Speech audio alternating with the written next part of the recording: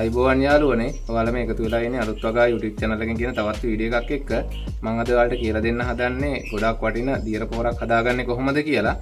ඔයාලට පේනවා ඇති මම මේ ඇඹුල් කෙසෙල් ලෑවරියක් අරන් තියෙන්නේ. ඒකෙන් ඇඹුල් කෙසෙල් වලින් අපි දැන් මේ කෙසෙල් ගෙඩිය කනවා වගේම මේ ඉවත දන මේ කෙසෙල් ලෙලි වලින් අපිට ගොඩක් වටින දියර පොහොරක් හදාගන්න පුළුවන්. ඉතින් මම ඔයාලට කියලා දෙන්නම් කොහොමද අපි මේ දියර පොහොර හදාගන්නේ කියලා. ඇන්තූරියම් වගා කරනවා නම් ඔයාලට ගොඩාක් වටිනවා. මොකද ඇන්තූරියම් පැලවල මල් වර්ධනයට ගොඩාක් උපකාරී වන දියර පොහොරක් මේක. මමත් ගොඩක් භාවිතා කරන්නේ මේ දියර පොහොර මල් වලට. ඒ වගේම එළවලු වලටත් ඔයාලට භාවිතා කරන්න පුළුවන්. මේක පත්‍ර වලට ස්ප්‍රේ කරන්න පුළුවන්. ඒ වගේම මුලට යොදන්නත් පුළුවන්. මේ කෙසෙල් ලෙලි දියර පොහොරේ පොටෑසියම් බහුල දියර පොහොරක්. ඉතින් ඔයාලට මේක ගෙදරදීම පහසුවෙන් හදා ගන්න පුළුවන්.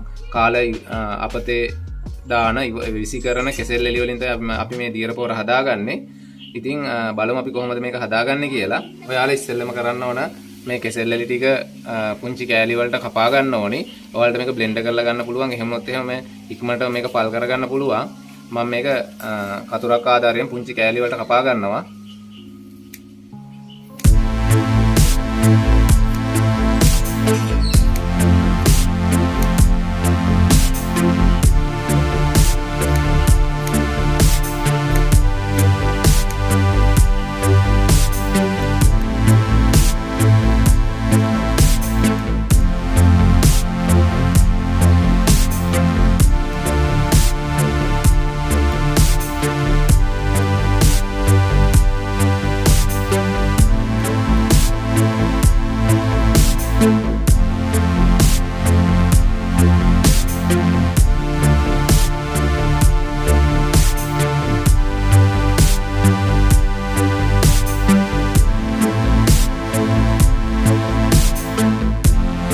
මම මේ ආකාරයට පුංචි කෑලි ගන්න කෙසෙල් වල ටික කපාගෙන තියෙන්නේ.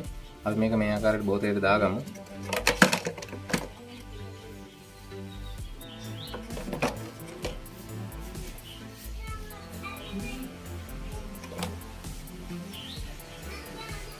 ඔයාලට විශාල ප්‍රමාණයක් හදා ගන්න ලොකු භාජනයකට වැඩි කෙසෙල් වල ප්‍රමාණයක් දාගන්න. මම මේ බෝතලෙට තමයි හදාගන්නේ. ඊට පස්සේ අපි මේකේ බෝතලෙන් භාගයක් වගේ වෙනකන් මේ ආකාරයට වතුර පුරව ගන්නවා.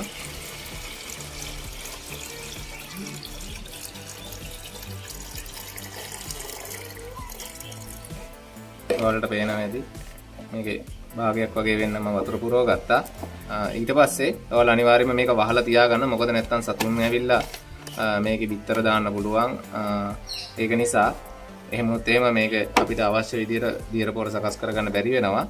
ඊට පස්සේ මම ඔයාලට කියලා දෙන්නම් කොහොමද මේක භාවිතා කරන්න කියලා. ඔයාලා මේ ආකාරයට සකස් කරගත්ත දියර පොහොර එක දවස් 5ක් 6ක් වගේ පල් වෙන්න තියන්න.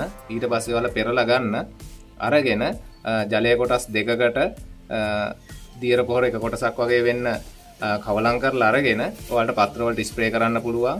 ඊට පස්සේ මූල පද්ධතියට යොදන්නත් පුළුවන්. ඉතින් ඔයාලා මේ විදිහට ඉවත් කරන කෙසෙල් වලින් මේ දියර පොහොර හදලා බලන්න.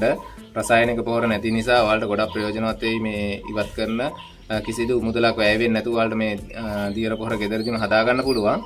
ඉතින් ඇත්තටම බ්ලෙන්ඩර් කරොත් එහෙම ඉක්මනින්ම මේ පොහොර ඔයාලට මේ පල් කරගන්න පුළුවන් දවස් 2-3කින් වගේ. මේ වගේ කෑලි වලට අපි පුංචියට කපා ගන්න තරමට මේක ප්‍රතිඵල ඉක්මනට ලබා ගන්න පුළුවන්. ඔයාලා මේ ආකාරයට ගෙදරදී හදලා බලන්න. ඉතින් අලුත් වගා YouTube channel එක subscribe කරලා නැත්නම් subscribe කරන්න. වීඩියෝ එක හොඳ නම් වීඩියෝ එකට like එකක් දාලා ඔයාලගේ අදහස් පහලින් comment කරයි යන්න.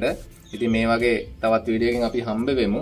ඔයාලට මම පෙන්නන්නම් මේක කොහොමද ස්ප්‍රේ කරන්නේ කියලා පත්‍ර වලට.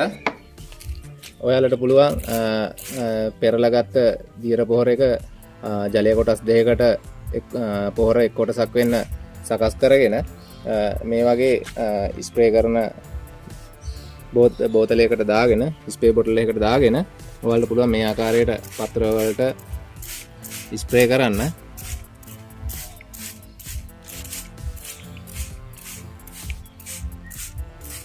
ඇත්තටම දවස් 3-3ට වගේ ඔයාලා පත්‍ර වලට ස්ප්‍රේ කරන්න. ගොඩාක් ඉර එළිය තියෙන වෙලාවට මේ වැඩේ කරන්න එපා. උදේට හරි හවසට හරි පත්‍ර වලට ස්ප්‍රේ කරන්න. නැත්නම් මේක ඉක්මනින් වාෂ්ප වෙලා යනවා. පත්‍ර වලට උරා ගන්න වෙන්නේ නැහැ. හොඳින් ගස් නැහැ වෙන්න මේ විදිහට ස්ප්‍රේ කරන්න. මේක මුලට යොදන්නත් පුළුවන්. මම නම් කරන්නේ මේ වගේ මල් වලට සහ පත්‍ර වලට ස්ප්‍රේ කරන එක. එළවලු වගාවටත් ගොඩාක් වටිනවා. ඔයාලා භාවිතා කරලා බලන්න. ඉතින් එහෙනම් අපි මේ වගේ තවත් වීඩියෝ එකකින් හම්බෙමු. ඔයාලා හැමදෙනාටම තෙරුවන් සරණයි.